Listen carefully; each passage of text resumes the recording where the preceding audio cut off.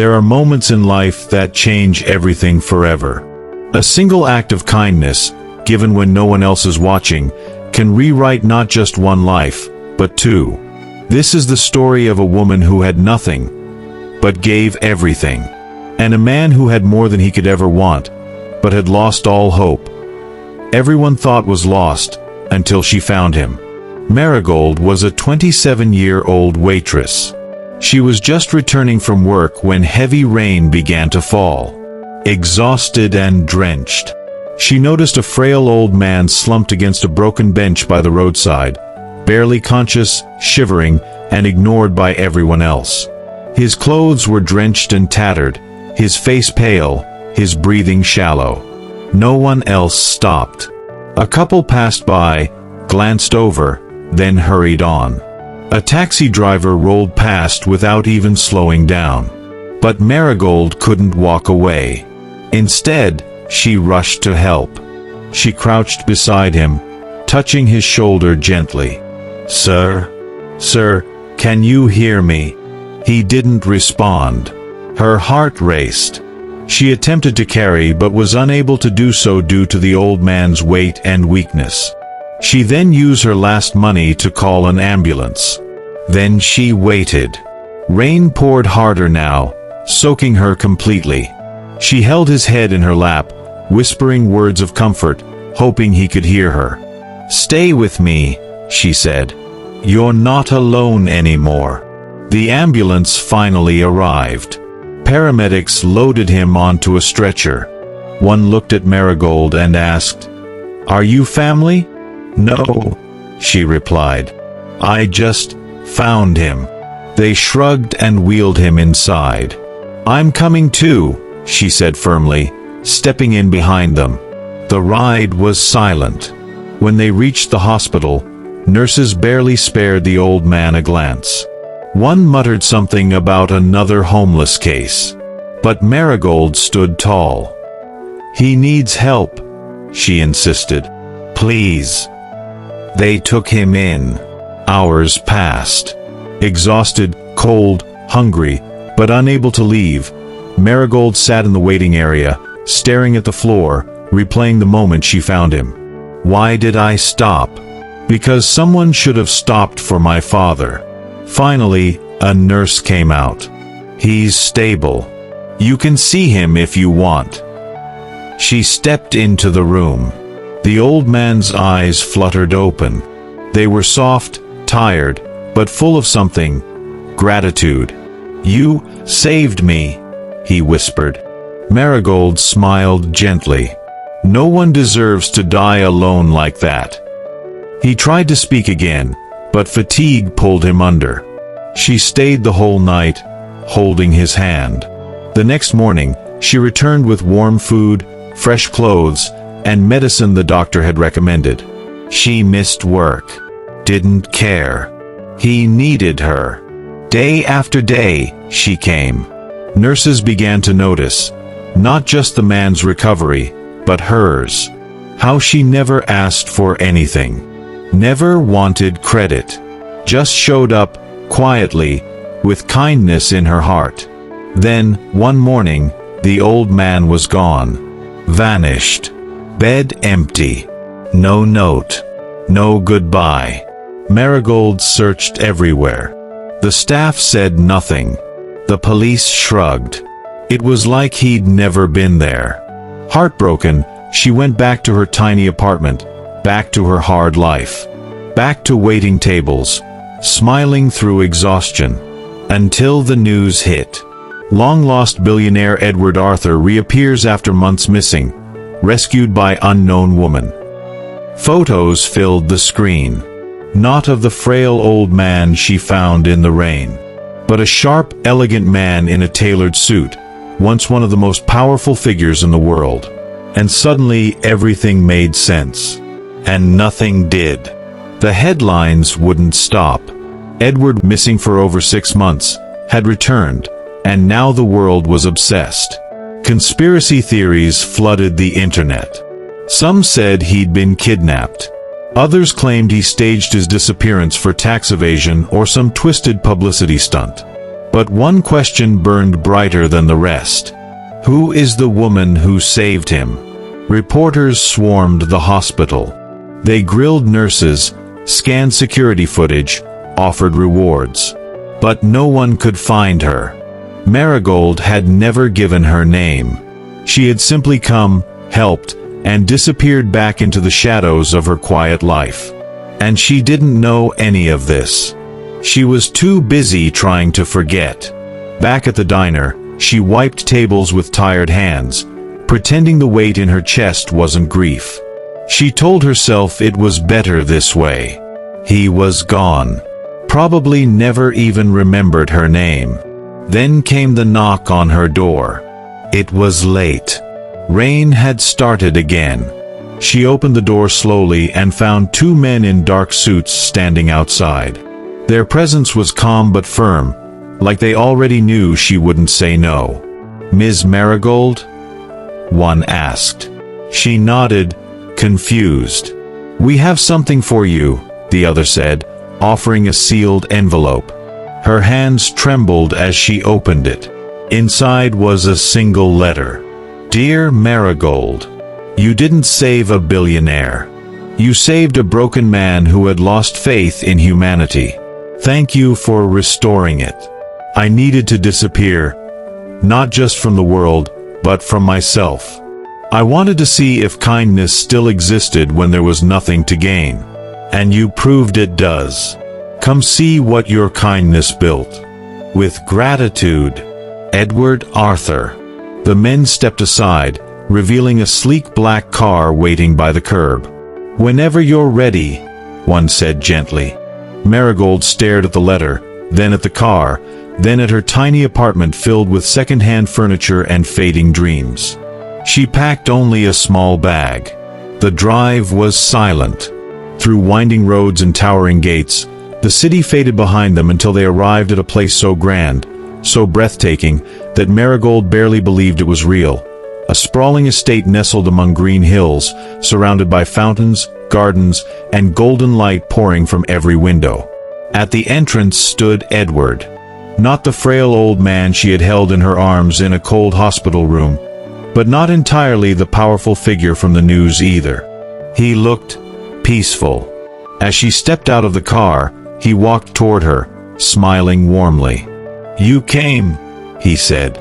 "I didn't know where I was going," she replied.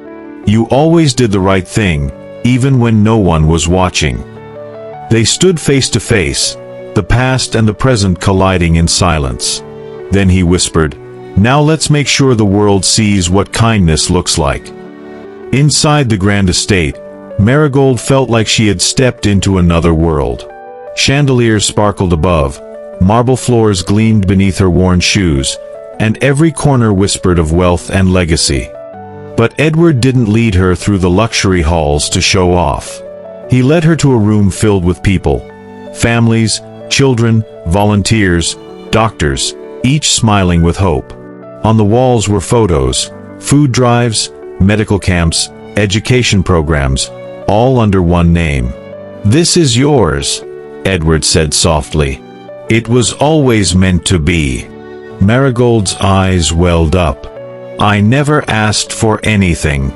"I know," he replied. "That's why you deserve everything."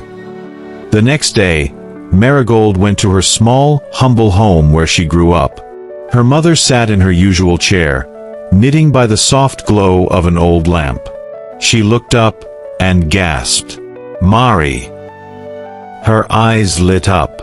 "Is that really you?" Marigold smiled wide and rushed to her, kneeling in front of her chair. "Yes, Mama," she said, eyes glistening. "It's me." Her mother pulled her into a tight embrace, rocking gently. Marigold laughed through tears. "Mama, so much has happened." And there, on that worn-out couch, she told her everything. How she found the old man in the rain, how she helped him without knowing who he was, how he vanished, and how he came back not just as a billionaire, but as a man changed by her kindness. Her mother clapped her hands together, eyes shining. "Oh, my Lord! I knew this day would come." I just knew it." They held each other, laughing and crying, overwhelmed with joy. "I never stopped believing in you, my daughter," her mother said softly. "Even when life was hard, I knew God had something greater for you." Marigold leaned her head on her mother's shoulder. "I didn't forget where I came from, Mama. This new life, it means nothing if I don't bring light back to the place that raised me." Her mother kissed her forehead. "You've done more than that, my daughter. You've made your father proud. You've made me proud." And in that tiny house filled with love, two hearts rejoiced, not just for how far Marigold had come, but for who she had remained. Marigold became the heart of the foundation. She traveled, spoke, helped build schools, fed thousands, and inspired millions. But more than that, she found something she thought she'd lost long ago: belonging. Edward, now healthier than ever, watched proudly as the woman who once knelt in the rain beside a dying stranger transformed into a beacon of compassion. And slowly, something else began to grow, something unexpected. Daniel.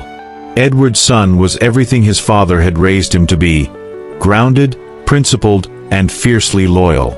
He had spent months searching for Edward during his disappearance, torn between fear and frustration. When he finally learned the truth, that his father had chosen to vanish to test humanity, he was stunned. Even more so when he met her. Marigold and Daniel didn't fall in love at first sight.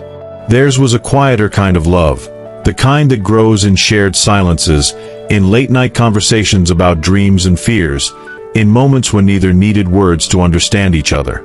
They bonded over small things, walking through the estate gardens after dinner, helping organize the foundation's first major outreach event, laughing over failed attempts at cooking together.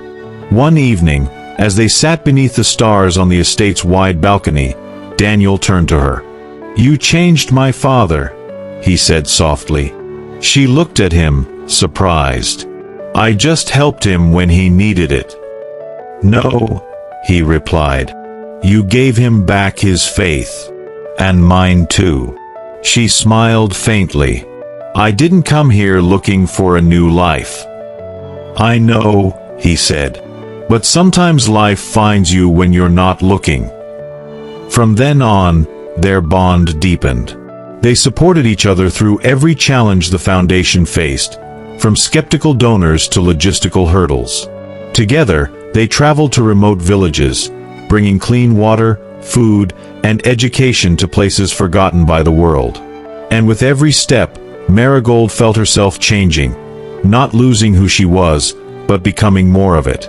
Then came the day Daniel took her hand under the same sky where they'd shared their first real conversation. "Marry me," he whispered, eyes filled with sincerity. "Not because of what you did, not because of who your story made you, but because of who you are. Because I want to walk beside you, always." Marigold looked at him, really looked, and saw not the life she once dreamed of, but the one she never knew she needed. "Yes," she said, smiling through tears. "Yes, I will." Their wedding was beautiful, not extravagant, but deeply meaningful.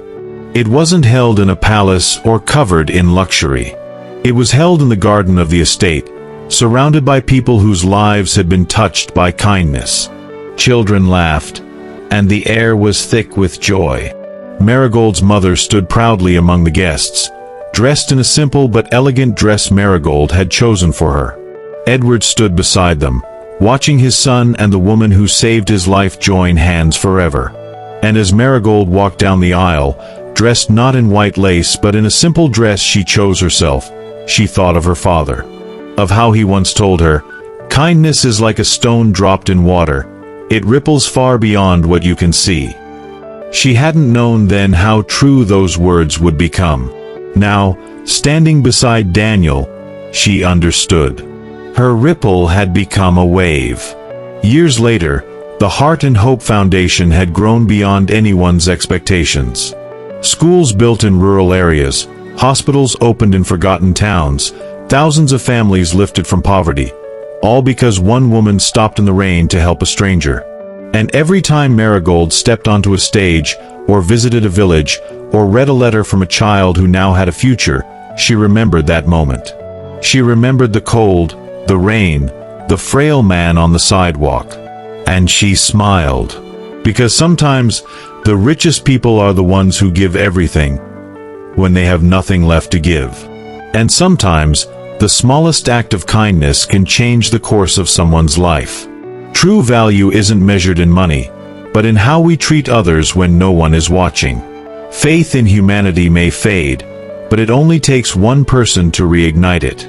Love doesn't come from status or wealth, it grows where compassion leads.